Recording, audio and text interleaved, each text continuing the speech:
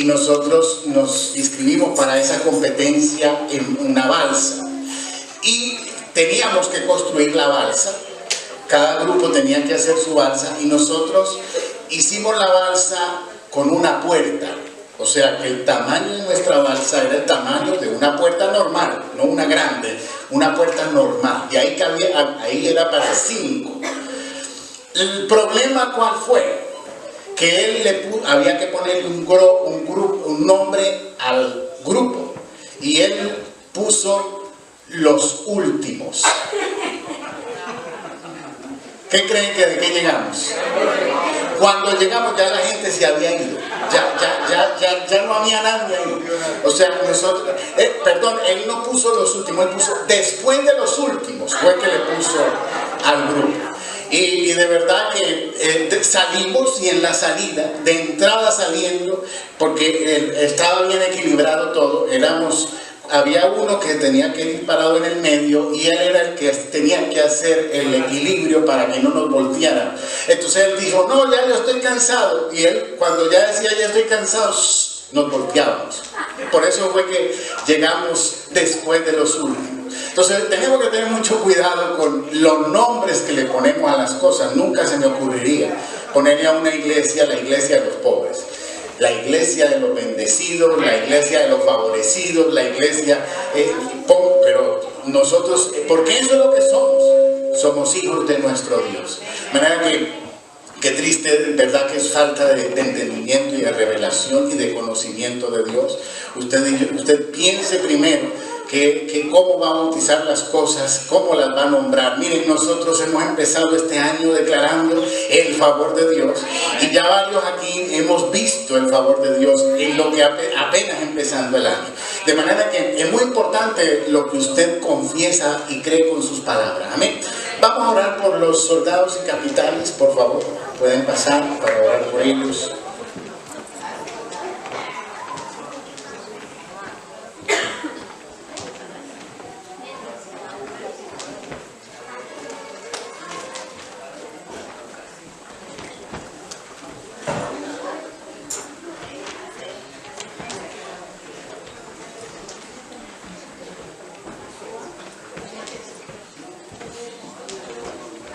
Dios le bendiga. Le bendiga más. Es un momento especial porque, como decía la hermana Alicia, somos bendecidos y nosotros tenemos que bendecir a nuestros niños. Tal vez no solo los que están acá, sino cuando nos encontremos un niño, podemos bendecirlos. Le voy a pedir que se ponga en pie, por favor, y vayamos a nuestra Biblia en Deuteronomio capítulo 6, versículo 6.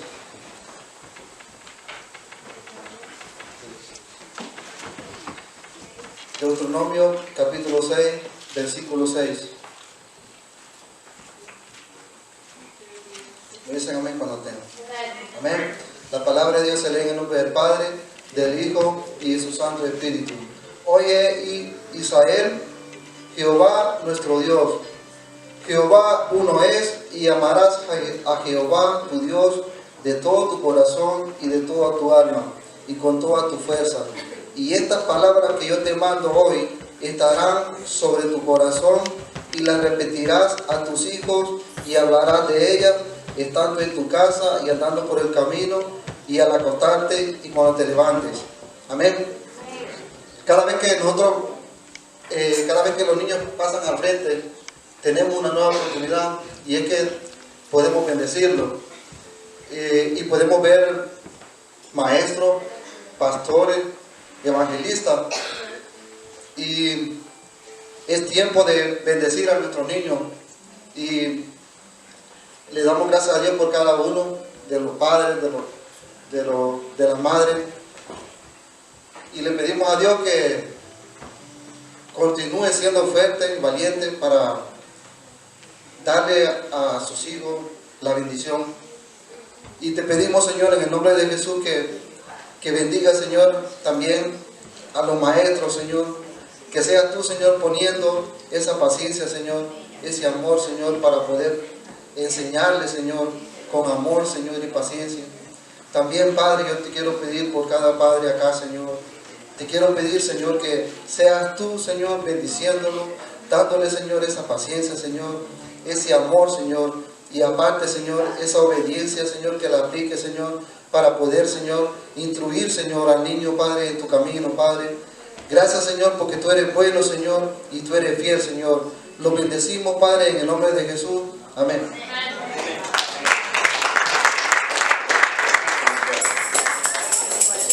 Bueno,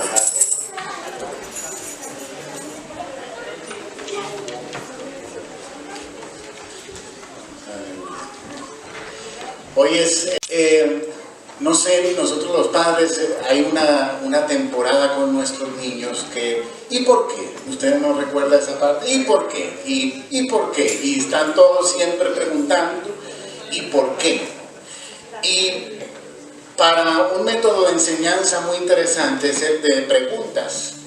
El preguntar es importante y yo siempre pienso, recuerde esto, no hay ninguna pregunta tonta, todas las preguntas son importantes. Cuando usted tenga algo que preguntar, pregunte. Es muy importante preguntar. Entonces, no es malo preguntar, es bueno y es un método muy importante de enseñanza. De hecho, el pasaje que vamos a leer ahora está lleno de preguntas y respuestas y nosotros tenemos que hacer algunas preguntas para hacerle la interpretación correcta a un texto bíblico. Es una regla de interpretación bíblica. Por ejemplo, hoy vamos a hablar del libro o de la carta escrita a los romanos. Y la primera pregunta que se hace es, ¿quién escribió este libro de los romanos? Y la respuesta es el apóstol Pablo. ¿A quién? Y estas son las preguntas que hacemos. ¿A quién se le dirigía este libro? Este libro fue dirigido a los creyentes que vivían en la ciudad de Roma. ¿En qué año? En el año 57 después de Cristo. ¿Qué estaba sucediendo? El apóstol Pablo estaba en la ciudad de Corintios. Y él escribe esta carta a los romanos. Nunca había ido a Roma.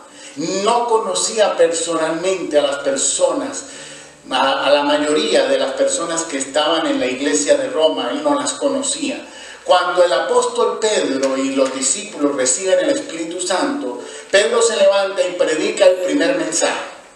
Y 3,000 personas se convierten al Evangelio, reciben al Señor. Y desde ese momento en adelante la iglesia comienza a esparcirse. Usted y yo no sabemos lo que sucede cuando le predicamos a alguien. No se sabe esa persona a dónde llevará la palabra. No se sabe, de repente Dios estaba de paso y usted le predicó y vive en otro lugar y lleva la palabra a ese lugar. No se sabe qué puede pasar con las personas a las que les compartimos. Y eso fue lo que sucedió con Pedro. Cuando él predicó ese mensaje, 3,000 personas recibieron a Jesús y comenzó a esparcirse el Evangelio continuamente. Y a través de esa predicación algunos llegaron a Roma. Y empezó la iglesia de Roma a crecer allá y el apóstol Pablo nunca había viajado a Roma. ¿Recuerdan lo que pasó con Felipe, que le predicó al etíope?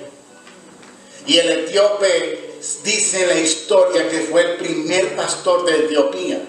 Él regresó a Etiopía y llevó el Evangelio. Entonces, Felipe estaba predicando a multitudes, a grupos grandes, pero de repente el Espíritu quería tomar a Felipe para predicarle a uno solo, porque ese uno representaba a todo un país. A veces nosotros no entendemos, muchas veces medimos las cosas por los números y el reino de los cielos es muy, muy diferente a lo que nosotros podemos pensar. Hubo un grupo de personas cristianas que Dios les habló de preparar una campaña donde miles se iban a convertir. Y ellos empezaron a levantar fondos para poder hacer esta campaña multitudinaria. Ellos esperaban una gran multitud y esperaban miles de conversiones porque Dios les había hablado específicamente a ellos de que a través de esa predicación y de ese programa evangelístico miles llegarían al Evangelio. Desafortunadamente fue un fracaso. Pocos pasaron a recibir a Jesús. Un puñado pequeño. Ellos estaban frustrados, mucho gasto de dinero, mucho trabajo y la cosecha había sido pequeña, mínima. ¿Y dónde está, Señor? Tú nos hablaste y nos dijiste que miles se convertirían y solamente estamos viendo un pequeño puñado. Pero Dios es fiel y cumple sus promesas, y cuando Él te dice algo, Él lo va a hacer y Él lo cumple. Lo que pasa es que nosotros muchas veces no entendemos el camino del Señor. En esa campaña se convirtió Billy Graham. Ahora usted entiende que sí se cumplió lo que Dios había dicho, porque Billy Graham ha sido uno de los evangelistas más usados y importantes en la historia. Miles, quién sabe si millones han sido tocados. Todavía su hijo está trabajando en su ministerio y ese ministerio todavía sigue tocando naciones. O sea que la palabra se cumplió. Lo que pasa es que nosotros, dice la Biblia, que sus caminos son ¿qué? Son mayores que nuestros caminos. ¿Por qué? Porque nuestra visión es limitada. Nosotros solamente podemos mirar un porcentaje mínimo y podemos ver hasta donde llega la pared, hasta donde llega la puerta, puedo ver yo. Pero Dios, por eso dice que sus caminos son más altos que los nuestros, porque Él no ve limitadamente, Él ve ilimitadamente. Él puede verlo todo, Él sabe todo, Él conoce todo, y por eso sus caminos son mayores que los nuestros, porque Él ve todo completo. Muchas veces nosotros estamos frustrados porque vemos un pedacito nada más, pero Dios está viendo todo completamente. Mira que continuamos aquí con lo de la carta a los romanos, y en esta carta el apóstol pues le escribe a esa iglesia en Roma, y es una de las cartas más universales, porque hoy a esa carta nos toca a nosotros, porque él no estaba escribiendo una carta como digamos personal para alguien, sino para todos los creyentes en Roma. Y por eso es tan importante para nosotros, porque hoy, después de tantos años, todavía sigue tocando, y hoy va a tocar nuestras vidas. La primera pregunta que hacemos es: ¿dónde está la palabra? ¿Dónde está la palabra? Recuerde que estamos hablando de preguntas. Romanos 10:8 dice más. ¿Qué dice? Cerca de ti está la palabra, en tu boca y en tu corazón. Esta es la palabra de fe que predicamos. ¿Dónde está la palabra? Está bien cerca. ¿En dónde? En nuestra boca y en nuestro corazón. Ahora, la palabra, y ahí discúlpeme la redundancia, pero es que redunda la palabra. La palabra tiene dos significados en griego. O sea, la palabra en griego tiene logos y tiene remas. Cuando usted mira la Biblia y busca la palabra, tiene dos significados, que es logos y que es rema, pero cuando usted se la traduce en el español significa palabra. ¿Me entiende? Ahora, logos es toda la palabra de Dios, y rema es la palabra específica, es la palabra ungida, es la palabra personal que nos toca a nosotros. De manera que la palabra que nosotros está cerca, en mi boca y en mi corazón, pero no el logos, no la Biblia completa, el rema, la palabra específica. Muchas veces lo escuchamos: hermano, ¿dónde no trajo su espada? ¿No ha escuchado eso? A ver, ¿quién trajo su espada? Entonces los otros, ¿dónde dejaron la espada?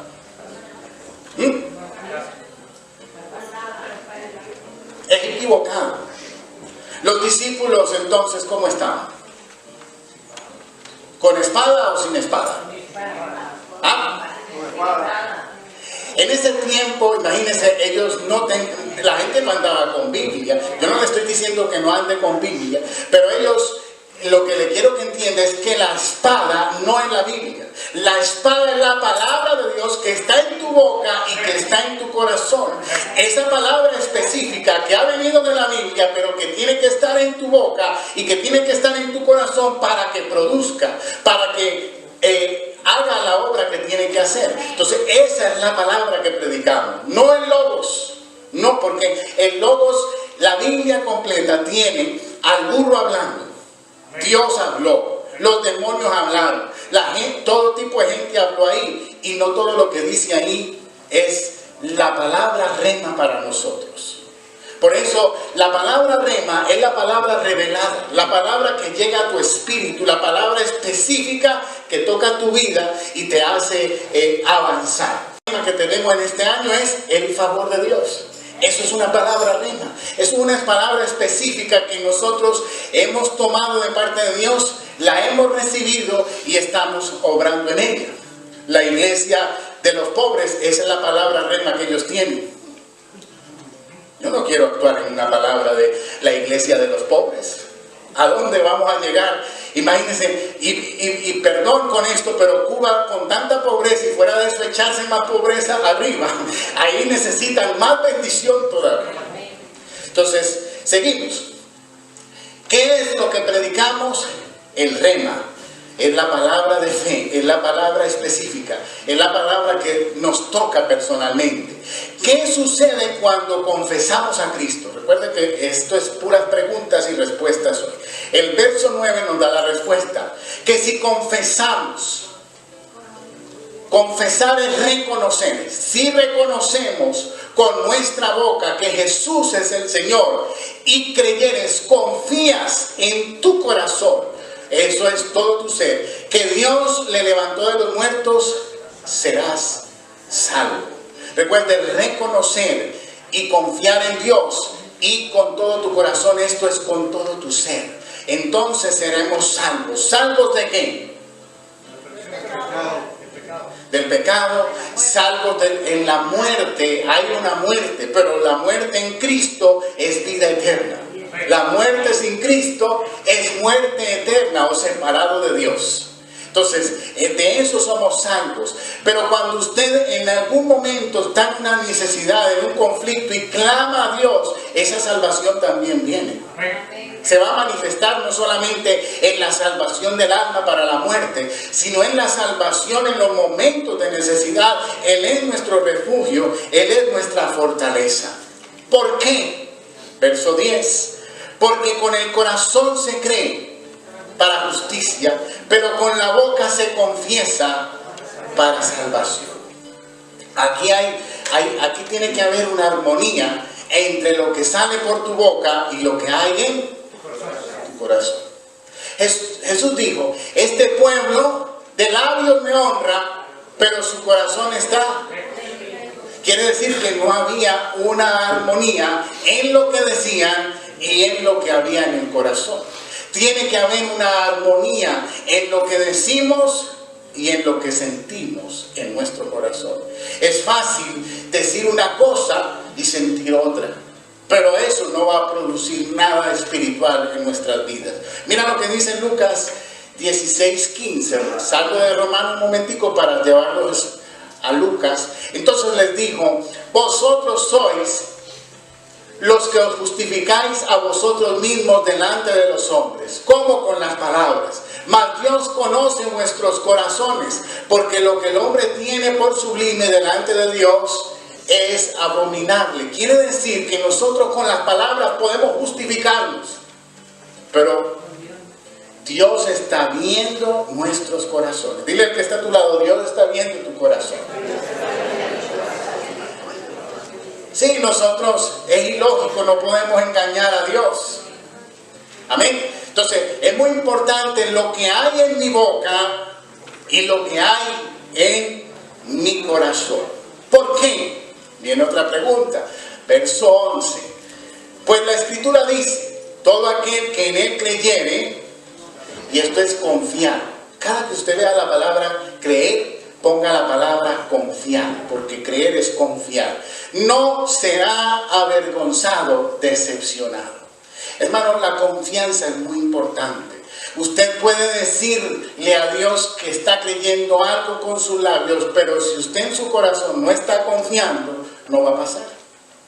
No va a funcionar. Tiene que haber una armonía en lo que yo estoy declarando, hablando y en lo que yo estoy sintiendo en mi corazón. Cuando usted vamos a decir, le coloca una responsabilidad a alguien y usted no confía en esa persona, ¿cómo está? Intranquilo, está asustado, está desesperado, lo va a hacer bien, llegará a tiempo y pendiente de la hora del teléfono y esperando porque no confía. Pero cuando usted confía en alguien, usted descansa. Y entonces, cuando nosotros nos dirigimos al Señor y oramos, supuestamente estamos confiando, pero después estamos, ay, no puedo dormir. Señor, acuérdate de lo que te dije ayer. A nosotros se nos olvidan las cosas, pero nuestro Dios no tiene Alzheimer. Él no se le olvida nada. Hay gente que está recordándole a Dios lo que dijo ayer. No, Dios sabe. Cuando usted le recuerda es porque usted está desconfiando. Confía en el Señor.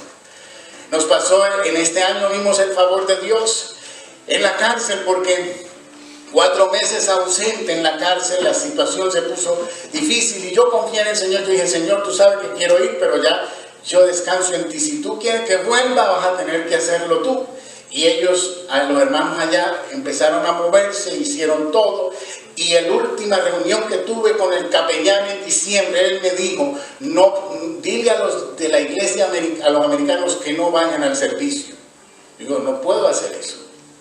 Y tu traductor, que no traduzca más, porque él fue el que movió todo para que yo regresara, y ya él no lo quería ni ver. Entonces, ¿qué pasó?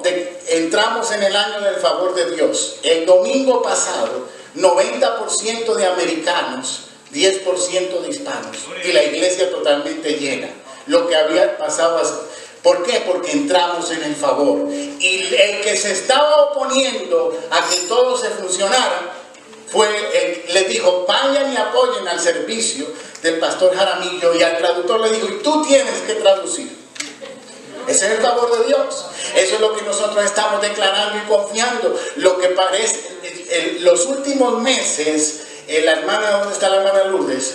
Hermana Lourdes, el año pasado, los últimos meses que fuimos, ¿cuánta gente había en la iglesia? ¿Y cuántos hubo este domingo pasado? Estaba lleno, tuvieron que entrar sillas.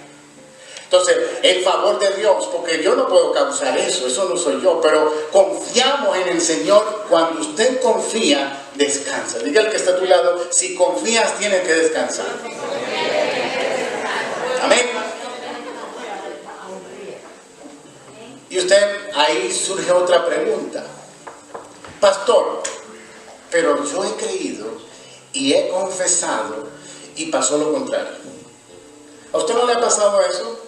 ¿O solo a mí me ha pasado que he orado, he creído, he confesado y pasó lo contrario? ¿Sí o no? Pero como estamos en el servicio de las preguntas, vamos a responder esto. Y lo mejor que puedo responder no es con cosas que me han pasado a mí. Lo mejor que podemos responder es con la palabra de Dios. David experimentó eso mismo. Lo confesó, lo declaró y le pasó lo contrario. Él tenía a su hijo enfermo y entonces, como su hijo estaba enfermo, entró en ayuno, se quitó el vestido real, se puso ropa de silicio, se echó en ceniza, empezó a ayunar y a orar por su hijo. Se retiró con Dios. Cuando su hijo muere, nadie quería dar la noticia. Porque imagínense, si una persona está en ese estado y usted le da la noticia de que su hijo murió, ¿qué pensamos? Va a ser lo peor. Nadie se atrevía. Y entonces fueron donde ahí dijo, mira David, es que pasó algo, es que tu hijo ya partió.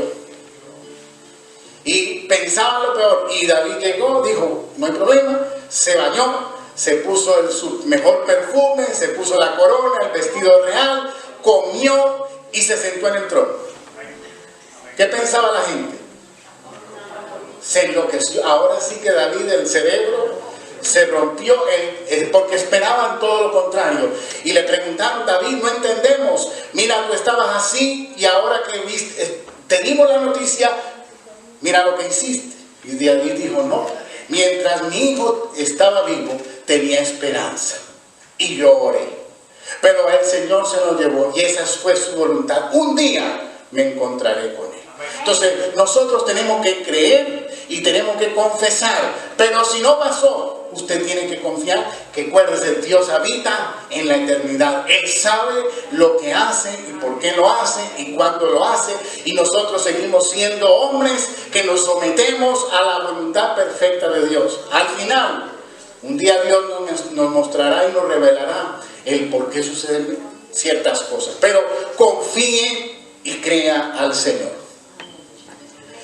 Dice ahí que no será avergonzado los que confían. Que los que no confían, ¿qué van a pasar con ellos?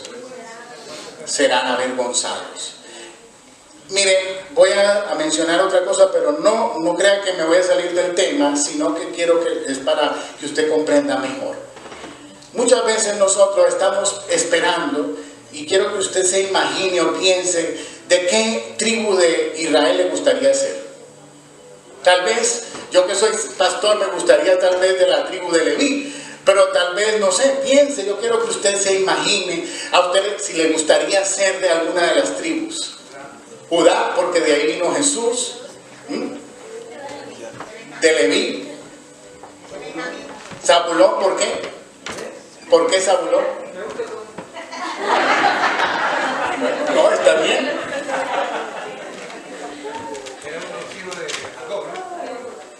Saben, muchas veces las personas, una vez me trajeron un folleto judío y me decían: pastor, usted tiene que estar muy bendecido y muy feliz porque el apellido suyo, Jaramillo, es judío. Y me trajo toda una cosa de descendencia, etcétera, etcétera. Y hay muchos apellidos que supuestamente descienden de los judíos. Pero, ¿saben? Eso, miren lo que dice la Biblia, porque yo quiero que usted entienda esto. En el verso 12. Porque no hay diferencia entre judío y griego, pues el mismo que es Señor, y esa palabra Señor es dueño de todos, es rico para con todos los que lo invocan. Olvídense de eso.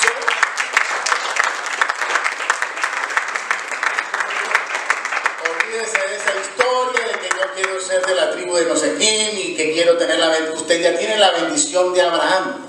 Quiero que entienda que Abraham no era judío. El primer judío fue Jacob y Abraham era el papá. Y Abraham no era judío, era de Ur de los Caldeos, era gentil. Y la promesa Dios se la dio a Abraham, no a Jacob. La promesa a Abraham fue: en ti serán benditas todas las familias de la tierra. Usted y yo nos hemos dejado robar la bendición de los judíos porque ellos dicen que ellos tienen la bendición, la tenemos nosotros también. Y si ellos no le entregan su vida a Cristo, no la tienen. Todos nosotros, dice, todo el que invoca su nombre. Ahí, judíos y griegos, no hay diferencia. El que invoca mi nombre. Está ahí, ¿sí o no? Verso 13. Porque todo aquel que invocar el nombre del Señor será salvo. O sea que esto no es cuestión de apellido, ni de genealogía, ni de dónde viene. No. Es cuestión de que usted y yo invocamos el nombre del Señor y eso es lo que nos ha dado su salvación. Y los judíos necesitan la salvación de Cristo. Verso 14. Otra pregunta. ¿Cómo pues invocarán a aquel en el cual no han creído? ¿Y cómo creerán en aquel de quien no han oído? ¿Y cómo irán sin haber quien les predique? Y es que esta es nuestra responsabilidad. El Señor nos está preguntando esto porque nosotros somos los que tenemos que predicar para que ellos puedan oír, para que ellos puedan creer e invocar a nuestro Señor. ¿Cómo lo van a invocar si nosotros no le predicamos? ¿Cómo van a creer si nosotros no llevamos las palabras de Dios? Por eso el Señor, yo les dije que hoy era el día de las preguntas y que está lleno de preguntas porque el Señor nos está haciendo reflexionar. Amén. Verso 15. ¿Y cómo predicarán si no fueren enviados? Como está escrito, cuán hermosos son los pies de los que anuncian la paz, de los que anuncian buenas nuevas. No sé, una de las mejores prédicas del año pasado fue la que yo enseñé sobre el reino. Algunos no estuvieron ese día, pero le voy a traer a recordar. El Señor envió a predicar el reino y las buenas nuevas. No solo las buenas nuevas, sino el reino también. Y aquí está. Dice, cuán hermosos son los pies de los que anuncian la paz, de los que anuncian las buenas nuevas. ¿Dónde está el reino ahí? Claro.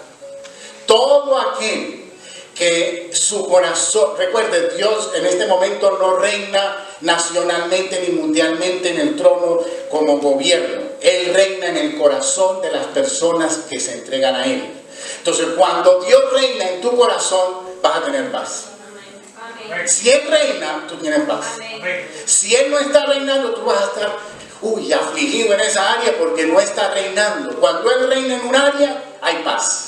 Si Él reina en tu economía, hay paz. Si Él reina en tu salud, hay paz. Si Él reina en tu hogar, hay paz. Entonces, ese es el reino, la paz. Entonces, Dios nos envía a predicar el reino, que es que la gente le entregue su vida a Cristo y permita que Él reine. Y las buenas nuevas son las buenas noticias de salvación. Pero nosotros necesitamos ser salvos y que Él reine. Porque aquellas personas que solamente reciben a Cristo, pero no dejan que reine, llegará el momento donde se apartarán. Porque no perseverarán. Para perseverar en este camino, Él tiene que reinar en nuestro corazón. Amén. Ahora, hay gente que ya está a punto de colgar los zapatos, los guayos, los tenis, como quiera decirle, que ya están a punto de morir. Usted no le va a predicar el reino, usted le predica a Cristo y la salvación porque ya es para que se salve. Pero todos los que estamos vivos y no vamos a morir, necesitamos que Él reine en nuestro corazón para perseverar hasta el final. La Biblia lo dice, que el que persevere hasta el fin, y para perseverar hasta el fin, Él tiene que reinar. ¿Qué dice al principio de ese verso? Dice, más adelante dice, como está escrito, ¿verdad? Como está escrito. Quiere decir que el apóstol Pablo está haciendo referencia a este pasaje, Isaías 52:7. Cuán hermosos son sobre los montes los pies del que trae alegres nuevas, del que anuncia la paz, del que trae nuevas del bien, del que publica la salvación, del que dice a Sión, tu Dios reina. Miren, la religión judía, porque es una religión, es una cultura, fracasaron porque no hicieron lo que Dios quería. ¿Cuál fue el fracaso de la religión judía? La religión judía es una religión que ellos la hicieron cerrada, pero Dios no lo hizo así. ¿Por qué cree usted que Dios mandó a Jonás a predicar a Nínive?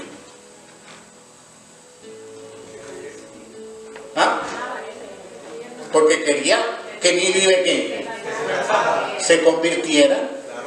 ¿Y por qué Jonás no quería ir? Porque decía, esa gente no son judíos, no merecen salvación. Y Señor, yo sé que tú eres misericordioso y los vas a perdonar. Me voy para otro lado. Ese fue el fracaso de Israel, porque Dios levantó a Israel para que sea una muestra de Dios en la tierra, no para que ellos se quedaran exclusivos como el único pueblo que tiene a Dios, sino para que donde quiera que fueran, llevaran la palabra de Dios y el reino de Dios. No lo hicieron. Entonces vino Cristo y nos está enviando a nosotros. Ahora, ¿vamos a fracasar o lo vamos a hacer? Porque ese es el trabajo de la iglesia, ir por todo el mundo y predicar el evangelio. Cuando nosotros nos limitamos a mantener el evangelio aquí entre nosotros, solamente estamos perdiendo parte importante de la gran comisión. Mire, yo le soy sincero, yo a veces le he dicho, Señor, queremos que la iglesia crezca, pero al mismo tiempo yo sé que una iglesia pequeña es más familiar. Alguien me decía, pastor, es que tengo acceso a usted y si esto crece ya va a ser muy difícil hasta hablar con usted. Y es verdad, pero ¿sabe qué? El problema no es ese, el problema es, yo digo lo siguiente, si todos fueran salvos, no hay problema. Quedémonos como estamos. Pero cuando hay tanta necesidad, hay que llevar el evangelio. Ahora, si vienen o no vienen aquí, ese ya es el problema del Espíritu Santo. El Espíritu Santo dice que Él va a añadir los que son. Pero por lo menos nosotros tenemos que cumplir con esa comisión de llevar la palabra. Amén. Es muy importante. Ay, pero pastor, yo no predico porque la gente dice que no. Y me rechazan. Y no quieren a Jesús. ¿Para qué predicar? ¿Sabe? Nuestro trabajo no es ese. El Espíritu Santo es el que redarguye a las personas y el que va a usar la semilla que tú vas a dar, porque es el Espíritu Santo quien convence a la gente. Usted no tiene que convencer a nadie. Nosotros lo único que tenemos que hacer es presentar el mensaje. Hubo una persona, el padre de familia, dice la Biblia, le dijo a sus dos hijos: vengan a trabajar la tierra. Uno dijo, sí, yo voy, y se quedó durmiendo. Y el otro dijo, no, yo no voy, y se fue a trabajar. Hay gente que te va a decir, yo no quiero a Cristo, y después el Espíritu Santo los va a redarguir y van a decir, yo quiero a Jesús. Entonces, no se desanime por los rechazos, porque usted y yo tenemos que llevar las buenas nuevas, el reino de Dios, y el Espíritu Santo es el que va a tomar esa palabra, esa semilla, para que ellos sean transformados. Nosotros no podemos transformar a nadie. Cuando yo llegué a la iglesia, yo me tuve que salir 3 veces de la iglesia, porque yo vi a toda esa gente cantando aleluya con pandereta. Yo, primera vez en mi vida, yo decía, toda esa gente se enloqueció. Yo decía, me trajeron a una cosa de locos. Y yo me salía a reírme, pero después me volví a entrar. Y me gustaba eso, me volví a dar los ataques de risa y me volví a salir. Pero cuando me calmaba, yo quería ver a los locos. Y eso, yo salí de ahí diferente. Ese día tenía una paz y una cosa que yo no la comprendía. Pero nadie, esa gente, ellos ni sabían qué estaba pasando conmigo, pero el Espíritu Santo empieza a trabajar. Entonces, ¿qué es lo que quiere el enemigo? No digas nada. No te van a creer. Te van a rechazar. Te vas a sentir mal. No digas nada. Y el Espíritu Santo necesita que tú y yo hablemos, para que el Espíritu Santo va a usar la palabra que nosotros le demos a ellos. Amén. Amén. Verso 16 dice, mas no todos obedecieron el evangelio. Pues Isaías dice, Señor, ¿quién ha creído a nuestro anuncio? Muchos no van a hacer caso. Pero la idea es, primero, que hagamos caso nosotros. ¿En qué tenemos que hacer caso? Llevar la palabra. Ahora, algunos de ellos no harán caso al mensaje, pero ese es el trabajo de Dios con cada persona. Verso 17. Así que la fe es por el oír, y el oír por la palabra de Dios. ¿Cómo es la fe? ¿Cómo viene? Escuché a un pastor decir que la fe tiene patas. Porque viene. La fe viene. ¿Cómo va a venir? Tiene que venir, de alguna manera viene caminando, pero viene cuando usted oye la palabra. Y es un reto espiritual el que tenemos en este mundo en el cual vivimos, porque también, ¿qué más viene a sus oídos? La incredulidad, la negatividad, todo lo malo, lo incorrecto, las malas noticias, el desánimo, todo entra ¿por dónde? Por el mismo oído. Y la fe es declarar las cosas que no son como si fuesen. ¿Y qué es el miedo? Declarar las cosas que no son como si fuesen. Las dos cosas significan lo mismo. Cuando usted dice, uy, con este frío me va a dar una bronquitis, usted está declarando con su boca y en su corazón usted está creyendo que la bronquitis ya viene en camino. Y los demonios se unen a su oración y dicen, amén, yo me uno a tu oración. Entonces ya está todo completo. Entonces nosotros tenemos que alimentar nuestra vida con la palabra de Dios, para que lo que salga por nuestra boca sea la palabra, pero para que lo que hay en mi corazón sea la palabra. Es un reto muy grande, porque pasamos, vamos a decir, 12 horas escuchando negatividad, todo lo contrario, no se puede, es imposible. Y muchas veces llegamos el domingo a la iglesia así. Recibimos la palabra y salimos animados, contentos. Pero otra vez una semana sin nada de combustible, el otro domingo decaído y desanimado, porque lo espiritual hay que alimentarlo. Como lo alimentemos. Imagínese que usted viniera hoy, por más que usted me quiera, y yo le diga, mire hermano, por favor, oren por mí, a ver si puedo predicar hoy, porque estoy desanimado, ya no puedo más. Y me empiece a quejar y a quejar y a quejar. Usted dirá, yo quiero mucho al pastor, pero yo vine bien y salgo de aquí llorando. Usted no va a volver. Porque usted necesita, usted ha venido a alimentarse de la palabra de Dios, a ser fortalecido en su espíritu. Y ese es mi trabajo. Un pastor amigo me decía, los sábados yo no hago ningún programa. Yo no hago nada. Porque yo tengo que meterme con el Señor para desintoxicar a todos los hermanos de la iglesia que vienen con todo lo que cogieron de la semana y lo que cogieron el sábado. Mientras que ellos cogen cosas el sábado, yo tengo que estar preparado para que cuando vengan poderles hacer esa limpieza. Y parece risueño y todo, pero es verdad. Entonces usted también, Dios le está llamando para que usted alimente su espíritu, para que lo que usted hable sea. Dice que de lo que hay en nuestro corazón habla la boca. Ahora, se puede engañar y uno decir una cosa con la boca y en el corazón hay otra cosa contraria. Pero lo que Dios quiere es que nuestra boca, ¿dónde está la palabra? ¿Dónde está la palabra? Cerca, en mi corazón y en mi boca. Entonces, pero eso hay que alimentarlo, hay que fortalecerlo. Amén. Cuando lo alimentamos con críticas, cuando lo alimentamos con chismes, con pensamientos humanos, con opiniones humanas, se debilita y nuestra fe decae. O sea, ¿qué tenemos nosotros? ¿Qué es la fe? Es un don. ¿Qué es un don? Un regalo. ¿Y quién nos dio ese don? Ese regalo, Dios. Quiere decir, una pregunta, ¿la fe tuya será que es defectuosa? La fe de la hermana Alicia es una fe buena, la de Michael está buena. A ver, imagínense, porque es un don de Dios. Entonces, si es un don de Dios, hay unos que tienen ese don bueno y otros les salió defectuoso. ¿O será que hay dones chinos que vienen de la China? Copia. No.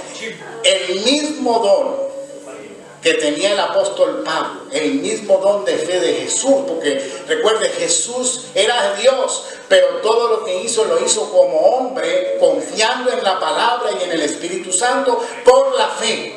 De manera que el mismo don de Cristo, el mismo don de cualquiera de los apóstoles, es el mismo don que hemos recibido usted y yo.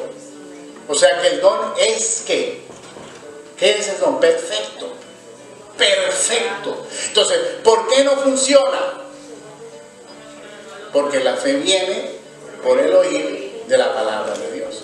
Quiere decir que el don está, pero está sin comida, está sin batería, está desenchuflado, no funciona porque no está conectado correctamente, pero el don está en todos nosotros. De manera que no pienses, que yo quisiera tener la fe que tiene el hermano. ¿No? La fe esa es la misma que tú tienes, el mismo don. Lo que pasa es que la fe hay que desarrollarla, hay que alimentarla, hay que con la boca y con el corazón actuar en fe. Entonces, pero el don lo tenemos todos y es perfecto. De manera que es cuestión de creerle al Señor y empezar. Empiece con poquito. Un día yo declaré que mi esposa quería una mata mucho, le daba besitos y yo dije, Jesús, en el nombre de Jesús se seca y amaneció muerta. Estaba recién casado, que me ponía celoso de todo, entonces sequé la mata. Entonces, pero funciona la fe. Por ahí, no sé dónde está ella, pero ¿verdad que la sequé? Me tocó usar la fe para contentarla también. Amaneció muerta la mata. Pero es bueno porque Dios nos muestra que la fe funciona, nuestras palabras tienen poder. Amén. De manera que oramos al Señor y le damos las gracias por la palabra de fe que está puesta en nuestros corazones. Señor, hoy sé que somos buena tierra, mi Dios, y que la palabra tuya ha caído en nuestros corazones para producir al 100 por 1. Mi Dios, hay una batalla de fe la que tenemos que pelear cada día desde que nos levantamos hasta que nos acostamos. Pero mi Dios, tú levantas nuestras vidas, tú levantas nuestra fe hoy para pelear esa buena batalla. Mi Dios, lo que para nosotros era imposible, este año lo vamos a ver posible. El favor de Dios se va a manifestar en cada uno de nosotros, en nuestras familias, en nuestra economía. En todas las áreas vamos a ver tu favor. Señor, esos familiares que te han rechazado y que no te quieren, van a correr a ti, Señor. Tu favor se va a manifestar de tal manera que cuando compartamos la palabra va a causar un efecto poderoso en las personas, mi Dios. Eso es lo que nosotros estamos creyendo. Eso es lo que nosotros estamos esperando. Lo declaramos con nuestra boca, lo confesamos